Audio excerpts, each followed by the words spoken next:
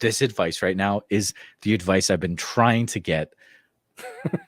I'm not even kidding, because this question, I asked this like a few times over the last 100 whatever episodes, and it's like people always prance.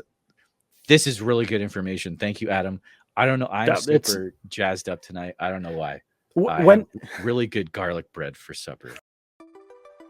Welcome back to the Bigfoot Society podcast. I'm your host, Jeremiah Byron, and every week we talk to a different person in the cryptozoology community, get their thoughts, stories, and just have a good time.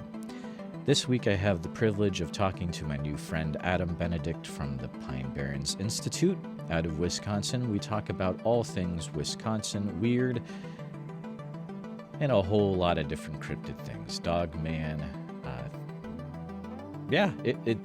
It's crazy. I'll let you know I'm a little bit amped up for this episode, as you could hear in the teaser, but I think you'll really enjoy this look behind someone who is a great researcher, great article writer, and has put so much time into discovering and documenting these weird, odd tales, these cryptid tales and ghostly tales from across Wisconsin's history. Definitely enjoy this interview as I talk to Adam Benedict from the Barrens Institute. All right, well, thanks for coming back to the Bigfoot Society podcast. I've got the privilege of having Mr. Adam Benedict with me from the Barrens Institute. Hello, Adam. How's it going? Hey, pretty good. How about you? Perfect. Well, before we get into it too deep, let me kind of go over a little bio about you so our listeners know what they're in for tonight. So we got Adam Benedict is a native Wisconsinite, designer by trade, researcher by choice, drawn to the weird at a young age, like most of us. I added that part in there. Thanks to the likes of Robert Stack and Leonard Nimoy. I spent a good portion of his life studying up on the weirder parts of history. Realizing the knowledge he had gained might be of some interest to others, he founded the Barrens Institute in 2015. Since its creation, the Barrens Institute has become a well-received gathering point for those seeking to learn about the more obscure side of the Midwest, which, being a Midwesterner myself, there's definitely some weird stuff in the Midwest. Yep. I also want to point out that you are a published author. You have the imprint series. You have Monsters in Print, Ghost in Print, and Oddities in Print, which was just, I believe, released December of this 21, correct? So that correct. One's pretty recent. I myself became familiarized with your website, PBI, through you have some really good articles, interesting articles about cryptids events in Iowa. I think it was the South Skunk River Monster Battle of 1884. Yep. And you're like the only guy who's written about it. And it's good. It's like, these aren't just like, this isn't just some guy, writing a paragraph. Like these are well written, multi-paragraph articles. They're very good. Big fan of your work, Adam. Thank you. So thank you so much for coming on. I got to ask you, so what was it like, think back to like 2019, and what was it like when you first saw one of your books on Lauren Coleman's 2019 cryptozoology book list? Is that a pretty cool experience for you? It was honestly crazy to see that, people actually were interested in it, because I was doing it for myself, really, because as a kid, out looking for these books and stories and stuff like that, you'd always come across the same ones. Books would have the same stories in it repeatedly. Mm-hmm. And there's always so much more out there that people weren't writing about. So it's like, you know what, I'll just collect them together and put them out there for people to do with what they want. And to see, it appearing on a list with other fantastic books and writers and stuff like that, it was like, wow, I guess people actually enjoy this, and it's more than like a little passion project. Wow. So when was do you remember how old when was it when you first started realizing, hey, there's stories out here that haven't been written about? You can find these in old newspapers, and when did that kind of kick off? Do you remember? It really started to take effect probably somewhere in middle school. Oh, Um, the watching the old like history programs and old episodes of In Search of and anything like that, it always have these really fascinating stories, and it would kind of get my brain going. It's like, oh, I should look into this more, because they always mention that, oh, we got it from this source, we got it from this source. So you go looking for those sources, and you stumble across, like, they make references to, oh, it first appeared in this newspaper, or it first appeared in this journal. So then you go looking for those journals, and then after a while it's like, well, what else do these magazines and newspapers and stuff have? So it kind of just opened that door where you start looking around. It's like, oh, I didn't know that this was a thing, because no one's ever talked about it before. I didn't know that this was something, because it's never been on one of the TV shows that I watch. And it just kind of like really started that deep dive into just looking around for anything and everything.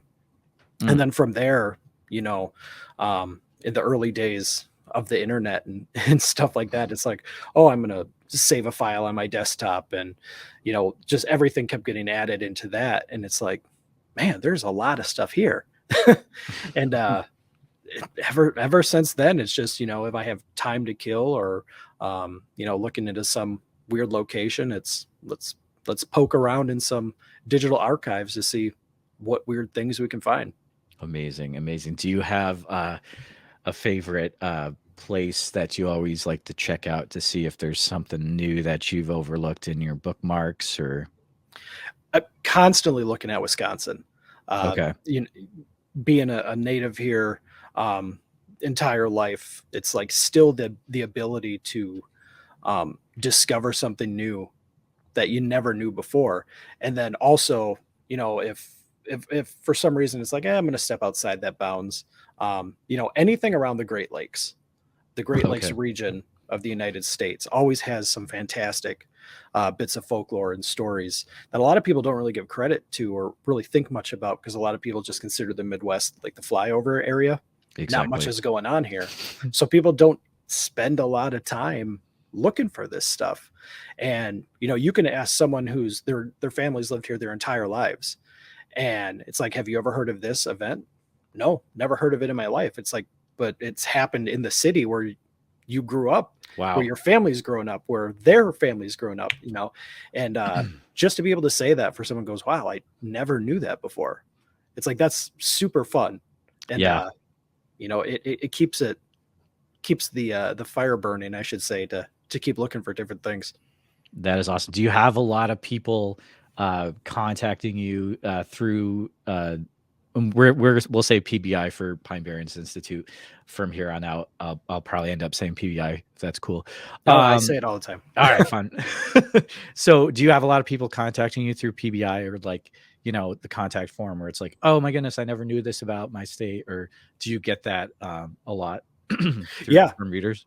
I get, a pretty regular flow of emails, people saying, hey, I came across your site, and, I live here and I never knew this. Or, my parents grew up here and they used to tell me about this, and I didn't know anyone else, knew this. Or there's people who are like, hey, I came across your story, but some of the information is wrong. How Oh, it's interesting. actually supposed to go. The river you're talking about, or the location you're talking about, is not here.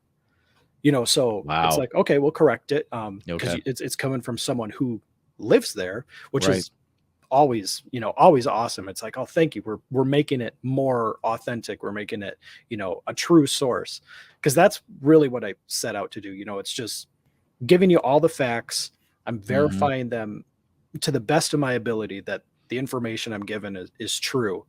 And then, once it's out there, it's up for the reader if they want to fully believe it or not, because we do touch on some pretty strange Yeah, topics. it's But they're awesome. but like, at the end of the day, I'm doing my best to accurate and authentic information in history. Uh, so people are learning various things across the board. And I'm guessing you're having people come to your website from all over the world. Yeah. It's gotta be. Gotta Yeah. be. The analytics are pretty interesting to look at. Yeah. You're one of those guys too, where you like look up who's coming to your I'm that kind of guy where I'm like, oh, that's weird. I had a hit from the Department of Defense. Interesting. Well, right? It's like, Yeah. what is this person poking Oh, around from, weird. from Guam at like 3 a.m? What are you Yeah. doing? Um, or some of the islands, around, South America or Australia, like locations like that. It's like we're not touching on anything from over there, but somehow That's a good you're point. reading like everything that's being posted, so it sparks some sort of interest. Mm. Let's say the PBI archives, everything is completely deleted. It's all wiped away.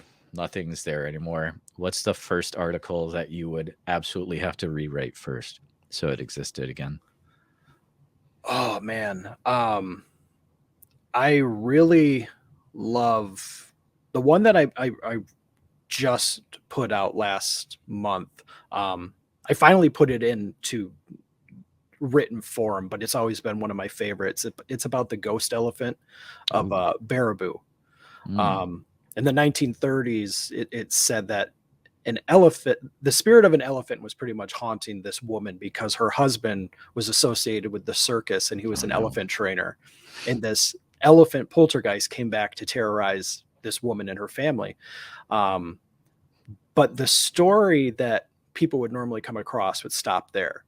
But there was a whole other side to the story that doesn't make it seem like there was more to it than what people knew. And figuring that part out and completing the whole story is one of those ones I would write again and get it back out there immediately. Wow. So how did you go about getting all the information about the haunting elephant of Baraboo? So it's one of those stories that have been around forever, but people here it's like only a handful of people knew about it. It was one of those like pretty underground ones. Okay. So if you stumbled across it, like you were really into this sort of stuff. So what it was, I always try to figure it out because this was another one of those events or stories where they reference a newspaper that the story first appeared in. So first thing set out, okay, we're going to find this newspaper. They say it took place in the 30s. It was written in Chicago. Well, that newspaper didn't exist. So then we have to backtrack and it's like, oh, it also appeared in Fate magazine. But the Fate magazine article is from 1953. So you have to get your Okay. hands on a back issue Yeah. from 1953. So I was able to track down someone who was selling one for a reasonable price. And, I got that. And it's like, okay, I'm reading through the article and they're pointing out names. They're giving locations, which match up to actual places and names from Baraboo, Wisconsin. Okay. So I'm getting this timeline ready. And then I'm looking into the names in which they're referencing. Like one person they call out in particular was the sheriff at the time. So now I need to verify that this person is real. So going about it, doing normal searches through Baraboo city history, if there's any information on this sheriff that's being pointed out, but there's nothing coming up. Hmm. So then it's getting in contact with the sheriff's department in Baraboo and the historical society. Hey, can you verify this information that I need? Which Yeah. was a fantastic call because when they picked up the phone, they're like, how can we help you? And it's like, I just straight up told them, it's like, I don't know. This is about a ghost story and I need information on your sheriff from the 30s. And the woman just responded with, oh, wow. Yeah, I can help you. This is the most interesting call I've had all That's week. awesome. So, it's just kind of going down the list like you would just do for any subject. This one just so happens to be paranormal related. Right.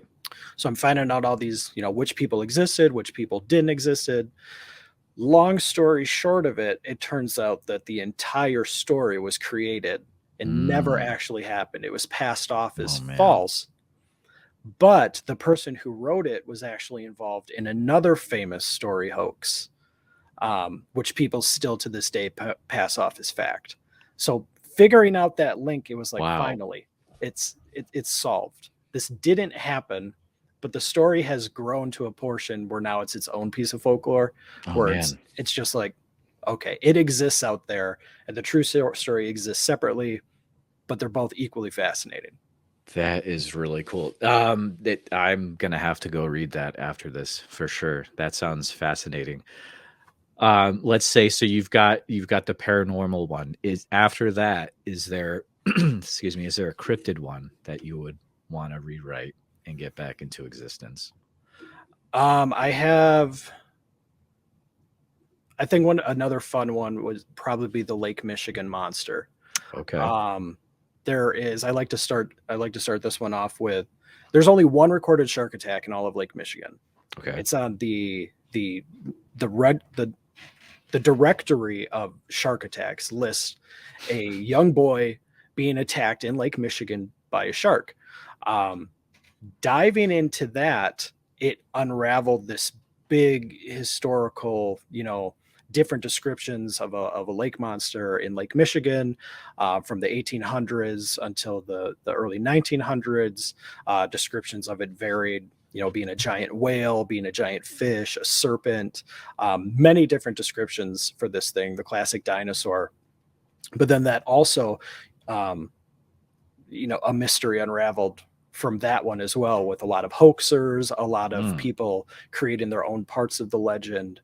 Um, but it all comes back to that one strange incident of something attacked someone in the lake. They don't know what it was, and then it got dragged into this legend of a monster, and it, just like the ghost elephant, it became its own thing.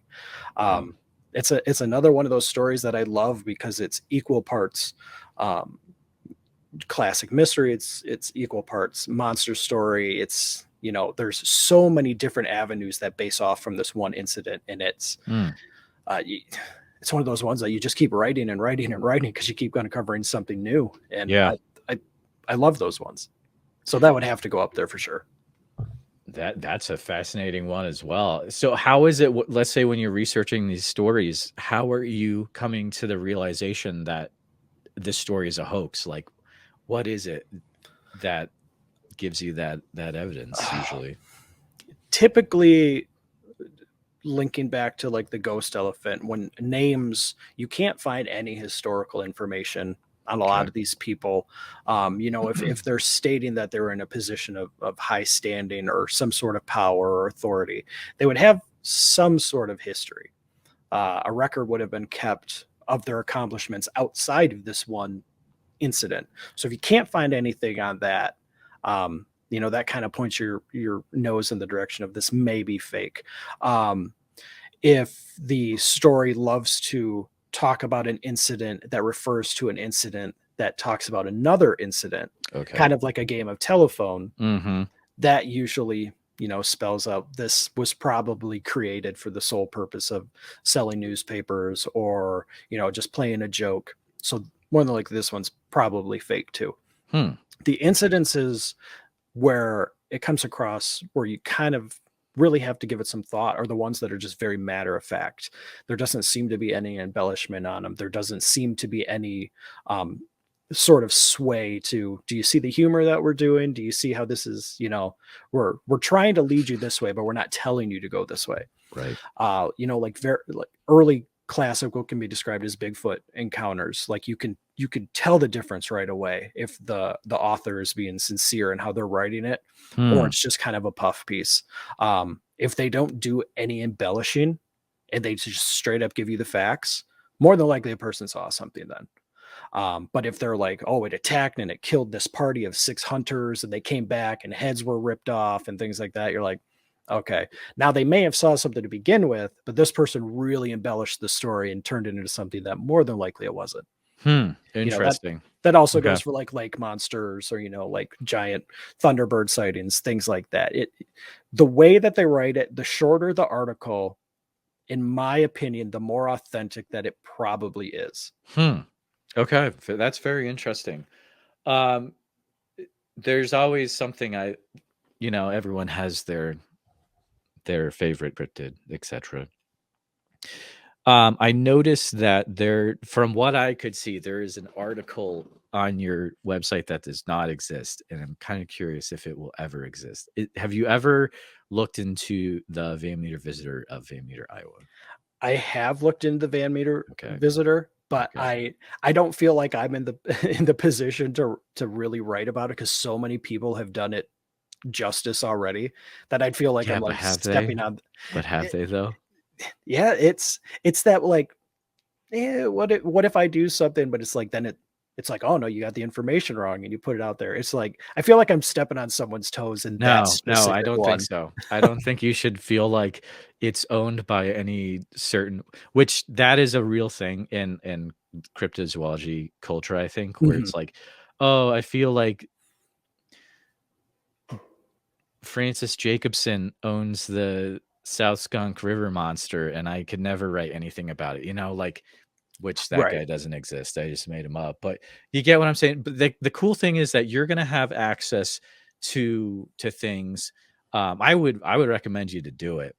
Here's the thing, and it's like, let's say someone wrote a book like a while back about a cryptid. We start to look into the cryptid, we're going to have maybe access to new information. For example, like I try to find all this Van Meter visitor stuff on TikTok. TikTok is weird Yeah. because it's the newer generation that is not using Facebook and stuff like that. So, like, I make a TikTok about Van Meter visitor, and I have this person come out of nowhere where it's like, "Oh yeah, you've heard about the stories out of Van Buren County, right?" I'm like, "What are you talking about?" And she's like, "The Amish ones." I'm like, "What?" And she's like, "You've never heard of these?" And I'm like, "You gotta tell me all this, like, right Right. now, because this isn't in the book. Like, it's not I haven't seen it anywhere." So, like, because of a connection on TikTok, I am talking with this person that's in their 20s to 30s that grew up in that area and potentially has all this information about a cryptid that is not in our circles yet. So Mhm. it's like, all that to say, you never know who you will stumble upon that the person who made the book maybe uh, never had access to, right? You Oh, never know. oh, for sure. I completely agree. It's one Yeah. of those things. It's like how deep do you want to get into it? Because That's anything the thing. That's the thing. anything that someone has written, is gives you a great base That's to true. start off of. That's They true. did a lot of legwork, and they always need the respect that you laid the foundation. I'm going to use your research, and then I'm going to build off of that. But it's kind of like how far are you willing to take it, especially as a True. cryptid or Yeah. a haunted location or or like an alien encounter. The more it becomes popular, the more people are looking at it, the more Hmm. information is getting uncovered. So the bigger it's going to get, because when That's more true. people start to learn about it, more people come out of the woodwork like, oh yeah, my uncle was there, or no, that happened to my grandfather. And Mm, it's type of, well, we didn't know that 30 years ago. And it's like, well, no one was really asking these questions. So it's just growing and growing and growing. So it's like you hear about those people who are like, I yeah. decided to do it one day and I spent the last 5 years of my life It like just looking becomes into it. crazy. It's like, man, I don't know if I could Becomes like invest the all that Zodiac time. killer type thing, right? Yeah, It's just on like like, one uh, thing. yeah. Do you find that like you're looking through your analytics and like all of a sudden 1 month it's like bam, old article just skyrockets in Mhm. page views and you're like, what is going on here? And then all of a sudden you're like, I gotta go down this rabbit hole again. But you're like, I can't because I gotta talk about a poltergeist elephant from Baraboo. And Mhm. that's gotta be, yeah, that would be wild for me. But It's weird when it's like, why is this trending? Like, I have no idea why. yeah. Someone must have shared it or someone heard about it. And like, you just said, it's like maybe it showed up on TikTok. Someone was talking about it, or Yeah. someone posted in a top fives video or something like that. Oh It's like, yeah, totally. who knows? But it's always cool to see which one is going to be the one to take the top spot for like that month. Has PBI ever been shouted out by anything weird that like you found out about and you're like, oh my goodness, I was like shouted out by that guy? That's crazy. Uh, I was contacted by the Canadian News to like What? give information on a possible Oh, like an Ogopogo sighting. oh, that's serious stuff. Yeah, it was, they contacted me. They're like, "Hey, we came across, I did, an article on a lake monster up there, a Canadian lake monster, which did pretty well. Like, people seem to enjoy it." And they got in contact with me like, "Hey, we're gonna be going on the air, in, like, 3 hours. Would you be willing to, like, talk?" I'm like, Whoa. "Okay, like, what's it about?" Oh, They're wow. like, "Oh, well, someone says that they saw Ogopogo. Could you give some insight in what you think it is?" Oh, Like, "Oh, snap. okay." You know, and I watched the video and, like, I'm sorry to say it was just a wave. Like, Okay. like, that's what it was, but Sure. they were so passionate in it, you know, and, you know, I had to say that what the person they saw was a wave, but that doesn't discount, you know, all the other sightings that people have. You Sure. know, Yeah. this one instance, but it was cool because you know, I have some friends who live up in Canada, and they like texted. They're like, "Hey, we just saw you on TV." I was like, Nice. That's "Okay, cool. That's cool. I guess I'm huge in Canada now." Yeah, there you go. Hey, that's a badge of honor, right? Right? Um, I feel that we're gonna have some listeners that want me to ask this. Let's say someone's a fan of PBI and they're like, man, he gets all these cool stories. I want to be the person who like is looking through the newspapers and sees these old stories. What's the how do you find all these old stories? Are there any tricks, or like do you go into libraries and look in microfiches, or like Oh, what's the tricks? luckily, the times we live in now, you know, a majority of libraries have all digitized their True. collections. So that, you know, that takes a lot of the legwork out of it. You can do it from the comfort of wherever you have Hmm. your setup or your tablet or your phone. Um, so that right off the bat, it's accessible to everyone. Two, a lot of states or counties will have their own uh, newspaper archive collection for just newspapers within their state. Okay. And typically they'll make this free for residents of that Really? state. They track Hmm. it by the ISP where it's like, okay, you're doing it from this location, you can get into the website for free.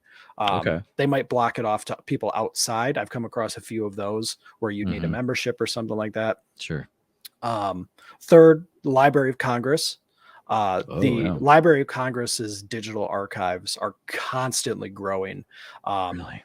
they give grants to universities all over the place to digitize their entire collections Wow. to put into this national archive that anyone in America is free to use. Um, so you know, there's a lot of places you can start from, but once you get in there, the one thing I can say is you cannot go looking for terms that we use for these things today. Ah, okay. Yeah. Yeah. You Yeah. Yeah. can't Yeah. go in and be like, you know, type in Bigfoot and be Right. like, why are no Bigfoot, you know, stories coming up? Because the term wasn't created, you know, until modern times. Back in the Makes day, you're gonna sense. have to look for things like, you know, wild man, cow man, Hairy man. monstrosity. Yeah, any Yeah. combination you can think of how it would be described without a name. That's what you want to look for. Same Wow. thing with like lake monsters, the thunderbirds, things like that. You have to really get in a mindset of how would someone 150 years ago describe this to someone else in a way that they would understand that I can search for. And once you kind of get into that mindset where you know what you're looking for, then it like really opens a lot of doors on what directions you can go for. Oh my goodness. This is so this advice right now is the advice I've been trying to get in. I'm not even kidding, because this question I asked this like a few times over the last 100 whatever episodes, and it's like people always prance. This is really good information. Thank you, Adam. I don't know. I'm Yeah, it's super jazzed up tonight. I don't know why. I had when really good garlic bread for supper. fantastic. No, but I remember sitting there one point and I'm trying to figure this out. Like, why can I not find anything? And it's just like, no one would know what this thing is. You know, so you're looking for unexplainable visitors or Mm, indescribable creature. Like you're looking for terms like that because that's the only thing. that someone back at that time, would have been able to relate, where they're like, it was some kind of monster. Word. Word. It's Word. so if you think the term sounds dumb in your head, search for it, Search because for it. guaranteed Awesome. something is going to come up. Do you keep like a list of terms with you?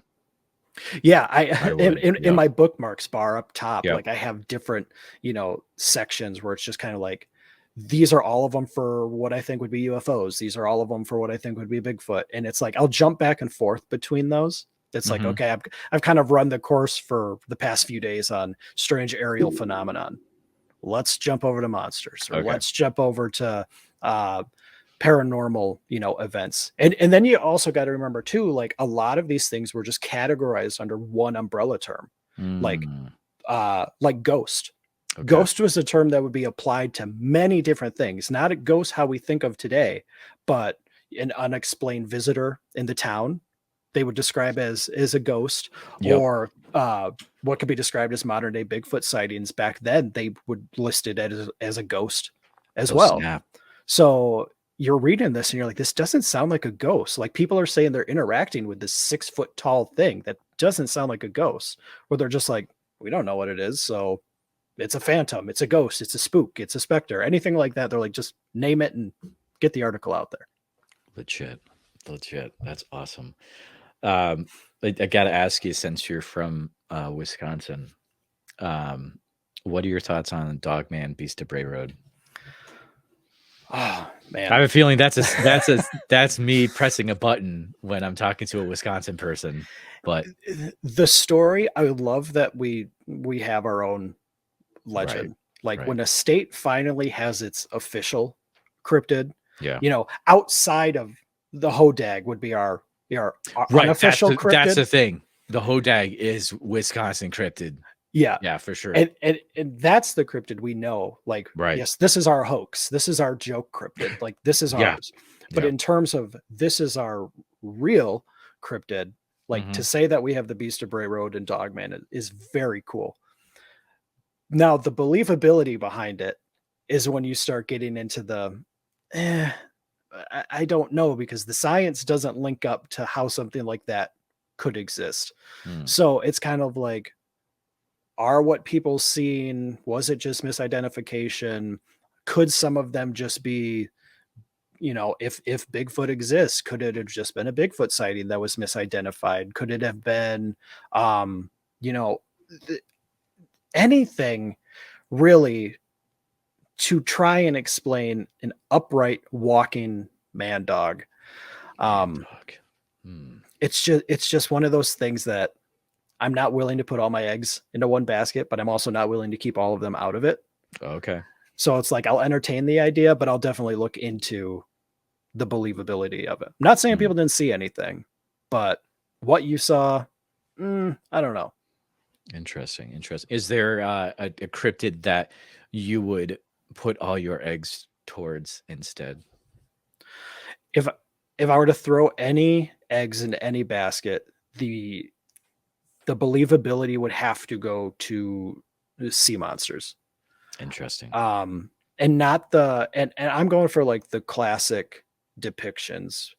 No dinosaurs, no like Okay. plesiosaur type descriptions. I'm Okay. going for like the early 1800s of what they described as like sea dragons. Oh yeah, sure. Yeah. Like they described it as almost massive crocodiles with Mm-hmm. um like the camel heads, and Yeah. the massive flipper claws and stuff like that.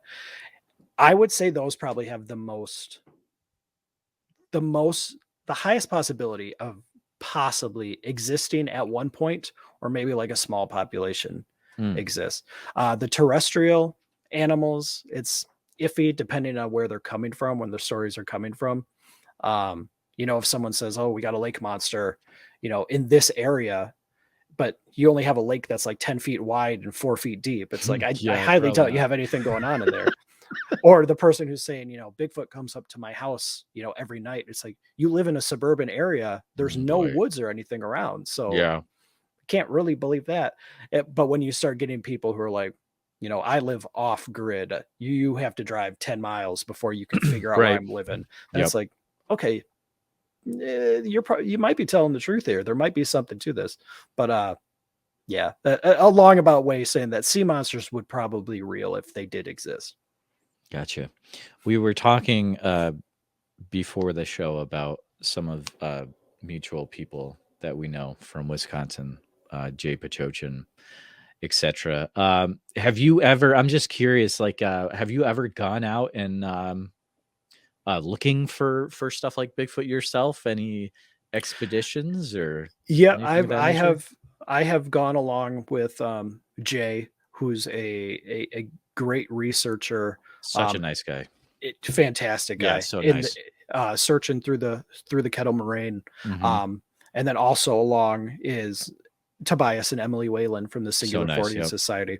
Oh yeah. So we'll go out there, it's like a 4-person group, and what I enjoy is the mindsets of everyone who's part of that group. Hmm. um there's all different avenues of everyone who's there, which they um stuff that interests them, stuff that they research, beliefs, things like that. So was Okay. such a good group with varying um what's the word I'm looking for, research avenues. um Gotcha. it makes talking about what is was possibly seen or not seen, or Hmm. ideas, like that much more interesting. Me, I would describe myself as an open-minded skeptic. A lot of this stuff I don't believe in at all, but Okay. I'm not willing to say it's not a possibility. I'd love to, find evidence.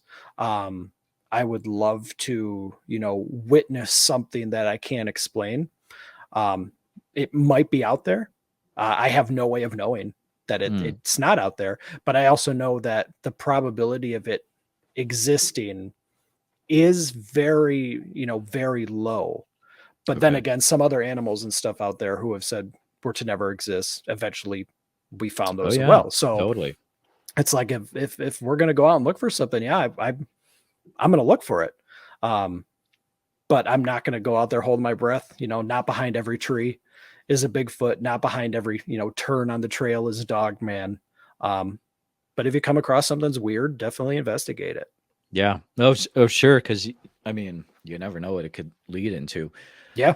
When you're out in the Kettle Moraine uh, with Tobias, Emily, Jay, did you have anything weird happen? Anything that you couldn't really explain, or were you able to explain away most everything that happened? There was a few occasions where strange lights in the sky were seen. Oh, interesting. Um, Emily, Jay, and Tobias all witnessed and they love to joke about this to remind me about it. Okay. They all witnessed extremely bright light in the sky and Oh, flash wow. that lit up the area. It was caught on one of the trail cams that they were wearing as well. I Hmm. happened to be looking the other way, Oh, looking nice. down into a kettle, and then of course everyone shouts and like, "Did you see that?" And I turn and It's the it's like, most "I saw, amazing thing, and you missed it. yeah, I saw nothing." Um, so they love to point that out. Um, there's been what you can be described as like will o' the wisps or fairy lights or things like that, unexplained Oh, yeah. little lights around the trail that can't really figure out what they are, but they're seen quite often. Um, but the strangest experience I had was when all four of us went out and we were doing a technique that Jay refers to as leapfrogging, Hmm. where the group will split up. One person will go off on their own and just walk down trail like 100 yards or so just to be by themselves, and then wait, and when they get to their destination, then the other one will do it, and then eventually you get to the last person, so everyone has a moment where they can be by themselves, and if anything happens, um maybe it'll just happen to that one person, maybe it'll happen to two people, whatever. So we were doing this technique, and I offered I'll go last. So everyone went, and I was just kind of hanging back, and I was just walking back and forth across the trail, kind of walking into Hmm. the trees, stuff like that. And I was standing in the trees, just kind of looking around, and it sounded like something was walking up to me, Oh, to that man. point where your lizard brain kind of goes off like, "Hey, Yep. there's something around." So I did the the kind of look in, I was like, there's nothing here. And then, I kind of stopped and just waiting again. And it started walking to me again. I was like, is this like a deer? Because I've had that happen before where Okay. you don't realize a deer is standing right there. And then when, it gets spooked, you get spooked, then you part. But I did the same thing. I'm looking around and I was like, there is something here. So I'm looking through the brush. There's nothing down there. There's nothing in the trees, like a raccoon or anything like that. So I stop and I'm just kind of standing there and I'm looking in the direction of where I think this thing is coming from.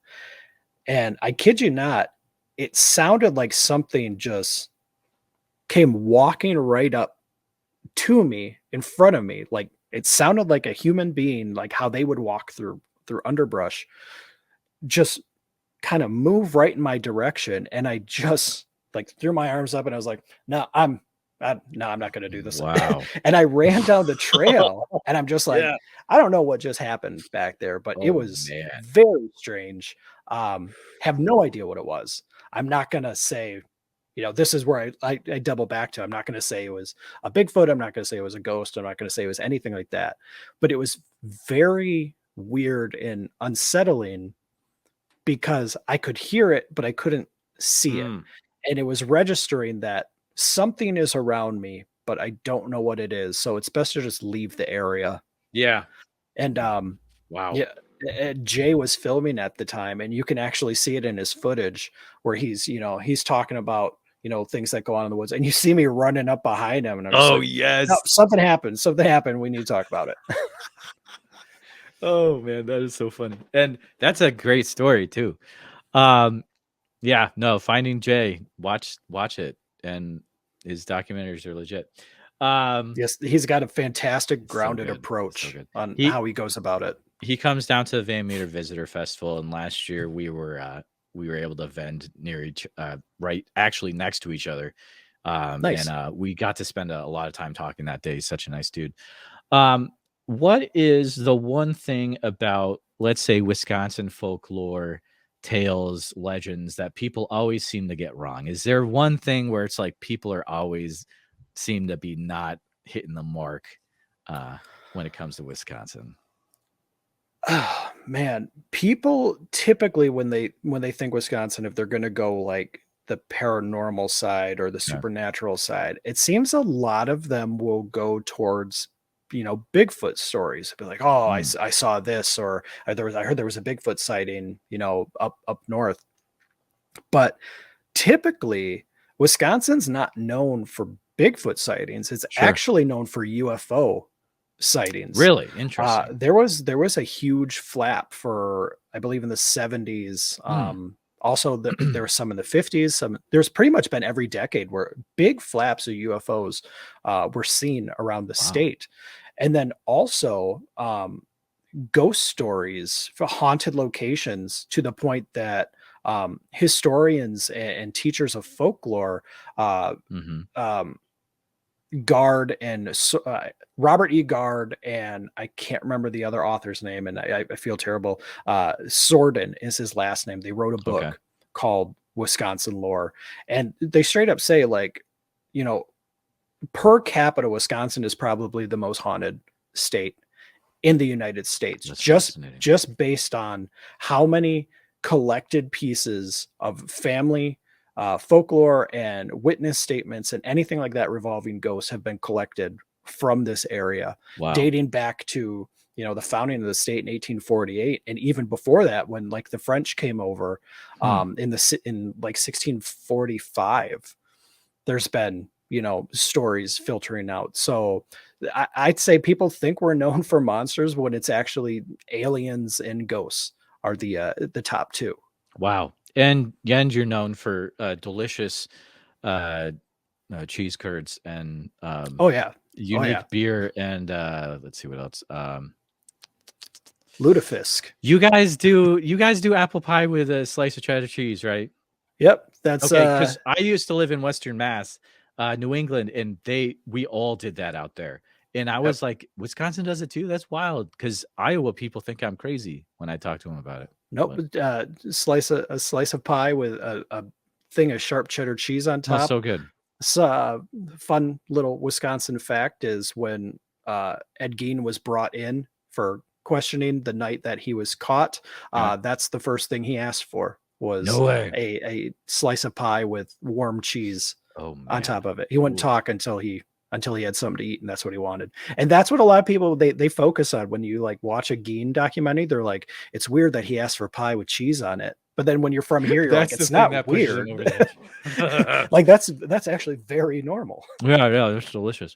If you let's say you had a weekend, you're gonna check out Weird Wisconsin, and you have a weekend to do it. What's gonna be where would you go in the state? What would you do where you're gonna get like the absolute best chance at checking out some weird Me attraction? me Not so much personally, attractions, but I would make it a point to hit as many of the lakes that have mm, monster sightings in them as possible. State a former state historian and director of the historical museum in Wisconsin, Charles E. Brown, back in this I want to say the 60s, but don't quote me on that. okay. Actually, wrote a series of pamphlets regarding different um, historical items of Wisconsin importance, and Mm, he wrote one pamphlet was entitled just sea serpents, and he wow. documented a bunch of different lakes throughout the state and the legendary monsters which were said to dwell within them. Hmm. And a lot of those monster sightings still, they exceeded, they continued long after the pamphlet was written. um so there's a lot of history to those lakes, and I would love to just drive around and see all of them. Not even to just like hope to see something, but just to Yeah, say I was here, and maybe even collect like, a little sample of water in like a little glass that'd be vial cool. and stuff, and be like, this monster said to be here, this monster said to be here. That would be legit. But it would probably be that. Yeah, there needs to be like a Wisconsin sea monster trail that someone sets up, and then you can like drive it. Like Iowa Yeah. has the wine trail, you know. Yeah, the Lake Yeah, Monster Trail would be a fantastic drive. yeah, it'd be cool stuff. Uh, yeah, that's good. That's good. Um, I had this weird question. I'm going to throw it out there. If you had one final Wisconsin meal, what would it be? Like you can only have one more Wisconsin meal for all time. Oh man. Probably tater tot casserole. Yeah, Probably so that's good. a hot dish of some sort. That's good. And of course, cheese curds. Yeah. Oh, that would be great. Like combine them together. Oh, that would be legit. Sprinkle the cheese curds on Yeah, top dude. of the tater Oh man, tots. I love it. Um, it's been a extremely fun conversation. Um, how how can people keep up to date with what it is that you're doing, Adam? Everything can be found at pinebarrensinstitute.com.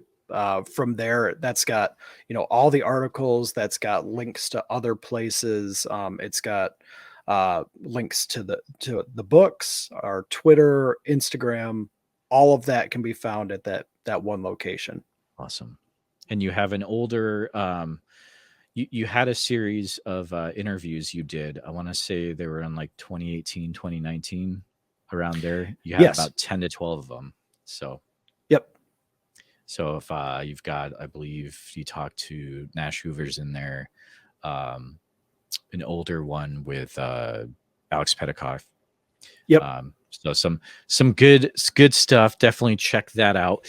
But oh, and definitely go and check out Adam's books. Pick those up. Add them to your collection.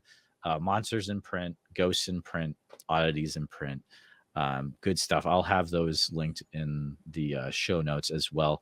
Adam is going to hang out after the show, spend a little bit more time. I think we might be talking about. He's got some ideas, maybe some crazy weird stuff, some UFO stuff. We'll see, but he's gonna hang out for a little bit longer, chat for a conversation for the Patreon, which you can check that out, patreon.com/the Bigfoot Society. But Adam, thank you so much for all you do uh, uh, looking into the forgotten history and making sure that is uh, uh, Indiana Jones for the next generation. How about that? My mind is so wild right now, man. I don't know. Thank you. This Yeah. garlic bread is killing me. All right. But thanks so much for hanging out, Adam, and have a great rest of your night, all listeners. Thanks for having me. Thanks for listening to the Bigfoot Society podcast. Please take a few minutes to review the show on iTunes, 5 stars, as it does help us get into the eyes and ears of more listeners on iTunes. That will help us just get bigger and bigger and get even better quality guests for future shows. Also, if you have any Bigfoot encounters or cryptid encounters, please send your stories and audio and photos, whatever you've got, over to bigfootsociety@gmail.com. If you'd like to become more involved with Bigfoot Society and get some extra content, we do have a Patreon where you can get all sorts of cool things. For example, for $7 a month, you get extra Bigfoot Society content, usually interviews, but other things as well. You get a sweet membership card and a vinyl sticker that I send to you in the mail. You get access to the Bigfoot Society after show, which is an extra interview after the main interview with the weekly guest, and usually they are up for Patreon members to be in that extra show segment with them and me, and you get to ask your question live to them and get an answer from the guest, which, as you've seen what guest we've had in the past, this could be a really big deal. There's also a private Discord where you can get involved with talking to me one-on-one and the community there, and that's always a great time. You can find the Patreon at www.patreon.com/The Bigfoot Society. We're very thankful for all our supporters that we have in so many different ways, and appreciate all our listeners coming back week after week to listen to more cryptozoology-based interviews. Thanks so much for listening, and we'll see you next time. The views and opinions expressed are those of the guest and do not necessarily reflect the official policy or position of Bigfoot Society. Any content provided by our guests are not intended to malign any religion, ethnic group, club, organization, company, individual, or anyone. Thank you.